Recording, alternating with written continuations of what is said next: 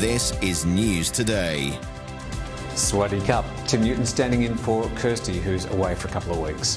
Hospitals in Phuket are on high alert for an outbreak of a new strain of bird flu virus that could be carried here by Chinese tourists. 6 people have died from the H7N9 virus in China, and health officials across Thailand have been briefed about precautions against the new strain. Coming Songkran holidays in Thailand attracts more than 750,000 tourists, including tourists from China. So far, the new bird flu has only been transmitted from birds, and there's no sign yet that it can be spread between people. But there's no vaccine available yet, so Thailand's health services are taking extra care. A rapid response team has now been set up by Phuket provincial health officials to deal with potential cases of H7N9, which starts out like a head or chest cold, but quickly can develop into a high fever. And Phuket may face more competition for beach tourists in the region. China says it's opening the disputed islands it occupies in the South China Sea to tourism. The first tourist cruise ship to the Paracels, or Sisha group of islands, leaves from Hainan in southern China this month. But the Paracels are also claimed by Vietnam, and last month Hanoi accused a Chinese ship of shooting at one of their fishing boats there. The region around the Paracel Islands is also thought to hold large deposits of undersea oil and gas. Despite diplomatic objections, China is forging ahead with its plan for cruise tours to the disputed islands.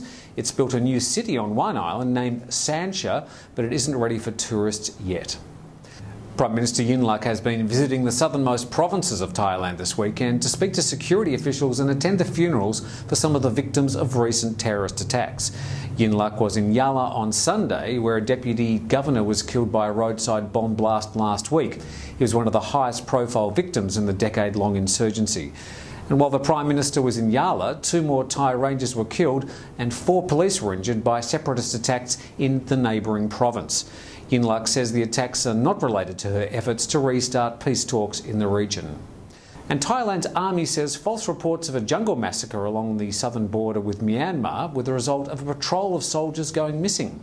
Myanmar army officials had reported that 13 of its soldiers had been shot dead by a group of unknown Thai men near the border with Ranong province on the Andaman Sea coast, about 400 kilometres north of Phuket. But the missing patrol turned up alive the next morning. They'd just been lost in the jungle overnight. And what was reported as the sound of gunfire was in fact the sound of a forest fire burning. And finally, the island's pro football team, Phuket Football Club, had a win at home on Sunday, defeating Thai Navy team Ratcha Navy Football Club at Surakel Stadium 1-0. The winning goal from number 13, Chana Sonwiset, came in stoppage time after 2 energetic but goal-free halves. The win means Phuket stays in the number 2 spot in the Division 1 league table, and just 1 point behind the league leaders Singa Turua Football Club. The Islanders have a short break now over Songkran. Their next game will be a week from Wednesday, away to Nakhon Pathom Football Club. That's all the news for today. We'll have more News Today tomorrow. We'll finish today's news with highlights from the new summer season of fashion at Central Festival on Sunday. Thanks for joining us.